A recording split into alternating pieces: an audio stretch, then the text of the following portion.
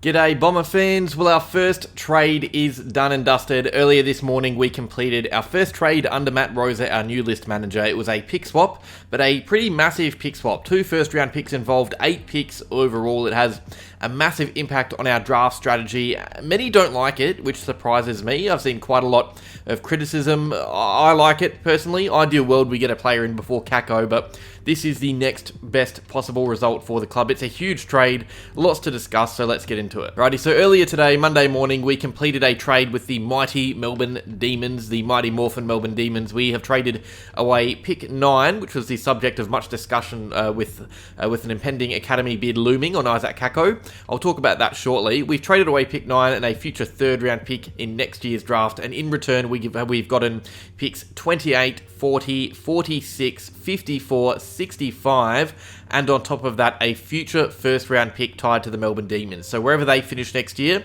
that'll have an impact on where that future pick lies. If they're bottom 6, it'll be a pick in the top 6 for us. We've completed this trade to ensure we've got enough draft capital to match a bid on academy product Isaac Kako.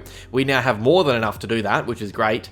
Melbourne did this to move up the draft to get a couple of top 10 picks in through the door, which is good for them. Both teams have gotten what they want. We probably have gotten more than them because they are now without a first rounder for next year. We've gained that, which is pretty big, but yeah, we take in picks 28, 40, 45, 54, 65, 5 selections, 2 in the second round, 2 in the third, 1 in the fourth, and of course that future first, which is really just the cherry on top of what is already a pretty good deal for us. Okay, so many are wondering why we decided to trade away pick 9. We always wanted to get a player in before Isaac Kako in the draft, so why trade away the opportunity to do that? It's because a bid for Kako could come before pick 9. It isn't a certainty to happen, but there is a chance it will. So we acted early and shifted it away to get more opportunities to attack the draft in a different way. Kako is projected to go inside the top 15. St Kilda are apparently considering bidding with one of their 2 first round picks that are before pick 9. And if that happens and we have pick 9, a bid comes, it gets eaten up and given to the AFL for free. So keep in mind also, pick 9 is going to slide back to pick 10 or even 11 on draft night with matched bids. So instead of that happening, we have made sure we have enough capital to match a bid on Kako when it comes. That is now a tick. That happens. Pick 9 has helped us do that. But we also now have a first round pick next year as well. So we kind of killed 2 birds with 1 stone here. We not only get Kako, but we also keep a first rounder at the same time, just in a different year. So if we had kept it pick 9 till the draft, there was a chance of trading it live. But as I've said in a recent video, if we did that, we would not have had the power in a trade. That power would have gone to the team trading with us, and we could have been bullied into parting with pick 9 for less. What we've done here is ensure we part with pick 9 and get the absolute most out of it. For people who think we've been bullied into this, you're reading it completely wrong. We've pretty much just gained a potential top 5 pick next year and got a bucket load of draft capital in the process. This is a very good trade. It is as good as a win-win, and if it isn't a win-win, it's a win for us and a loss for Melbourne. This is the type of trade we haven't seen much under Dodoro, and for those thinking we could have got more, have a look at the Hawthorn trade with Carlton. They gave away pick 14 to the Blues and only got a future first and future second in return, both tied to the Blues. We gave away our our first rounder, and we got a future first, 2 second rounders, 2 third rounders, and a fourth. Everybody praised Hawthorn for that trade. We have well and truly trumped it. So let's just look at that trade again on screen, because I want to reiterate how much we've gotten out from it from a DVI point of view. So before this trade, we had 2,075 points. These points are used to match a bid on academy players. So let's say a bid comes for Kako at pick 10. We then have to use the value of pick 10 in later draft capital. So we have 2,075 points. Most of this is before the trade. Most of those points came from pick 9, which was only there to be used before anyway. So we needed to make up a lot of room for that Kako capital.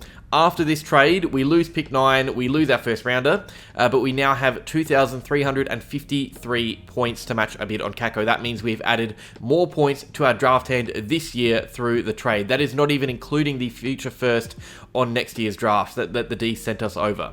That is the centerpiece of the trade for us, and even without it, we have improved our draft end from a points perspective this year. That is massive. So we are now in a position where we can match a bid on Kako. That is all but guaranteed now. Even if a bid comes at pick 8, which is unlikely, but even if it does, we can match a bid only using picks 28 and 31, meaning we have a host of picks later down the line for us to use in the open market. And for those wondering why we've traded away from a super draft, well, these late picks and future picks can be packaged together to trade back inside the draft if we want to be active on the night after a bid for Kako. Like we did with Archie Roberts last year. We didn't have that pick originally. We traded into the draft to get him. We now have 2 future firsts, or we can trade one of them to get back into the first round after the Kako bid if there is a player we still like available. There's going to be plenty of sliders in this draft. We can package those later selections to move into the second or third or fourth round, wherever it is. This trade has not only given us enough to match a bit on Kako, but it's also given us an opportunity to be active in this year's draft if we want. Not just be active, but if we want to be. So that's the great thing about it. Or there's players we don't like available. We keep that future first to be active in next year's draft, or we use it to trade for a big fish next year. We were really limited with pick 9 and 31. Our hand before this trade was really small. It was really tough for us to maneuver ways around keeping a good draft hand and getting capital for a Kako bid, but now we have added to our points while keeping a first rounder, albeit in next year's draft. It's a really impressive trading, in my opinion. Obviously, it's going to look a lot less impressive if the Demons win the flag next year, but if they miss finals, which is likely, it's a top 10 pick in 2025. I also just want to highlight something that I've been saying for a while here.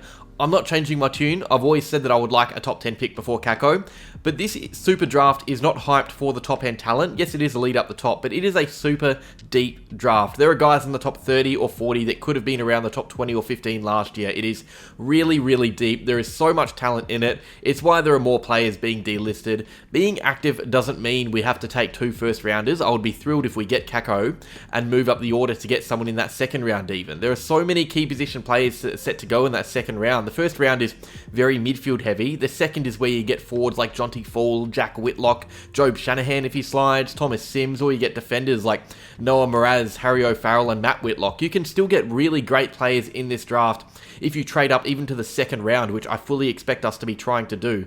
This is a great draft to have early picks, but it's also a great draft to have late picks. This draft is really great for a lot of reasons, and its depth is that main reason for me. Look back on any draft video I've put out on this channel, any I've released this year, and you would know that this is what I've been saying all year. It's part of the reason why I'm not upset to be splitting pick 9. And also, something else I'm not seeing many talk about is the opportunity this deal gives us to unlock the Jake Stringer deal and improve it for us. So we now have late picks in the 30s, 40s, and 50s, and 60s actually. The Jake Stringer deal is set to be a pick in the 50s that GWS is giving us. We can now send Jake Stringer across to GWS and try and convince the Giants to give us back pick 37. That is, if we send them back a later pick in return as well. Let's say pick 54 or even pick 46, to be honest. I wouldn't mind Stringer and 46 to the Giants for pick 37 in return. Getting these picks in gives us opportunities to now attack the last 2 days of the trade period in really creative ways. We were really restricted before, but now we have the draft hand to negotiate deals easier. Although I don't think much else will be happening aside from that Stringer deal, but you get the idea. Having picks on the board is exactly what we needed, and we now have that. We can now move up the order, we can move into next year's draft, we can trade, we can hold firm. We have options. Before we didn't, now we do. I'm a big fan of this trade. I think it's a win for the club and it shows us that we can expect a very shrewd approach in future trade periods under Rosa. We aren't going for the Dylan Shield 2.0s, trading away high picks for players. We are making smart moves, seemingly win-win trades that give us a leg up in more than one area. So yes, we don't get a look at Harry Armstrong. That would have been great, but we still get a first round draftee. We get 2 more next year the way it stands, or we trade into the first round this year, or we use that first round pick for a trade in 2025. The point is, we now have options thanks to this trade. We are more flexible than we could have been holding on to pick 9 until draft night. Now the onus is on Rosa to use that flexibility and provide us with more reasons to be excited about 2025. But if this trade is anything to go by, I'm really excited for life under Rosa. And that is that. I don't know about you guys, but I had a good day. I got to sit back and watch the trade news go by. There's plenty more to come. Stay tuned for tomorrow where we sit and wait for a Stringer trade now. Hopefully someone comes late for Dylan Shield. That would be great, but I like this trade a lot. Let me know what you guys think down below. Like if you enjoyed, subscribe if you're new to the channel, and as always, go Bombers.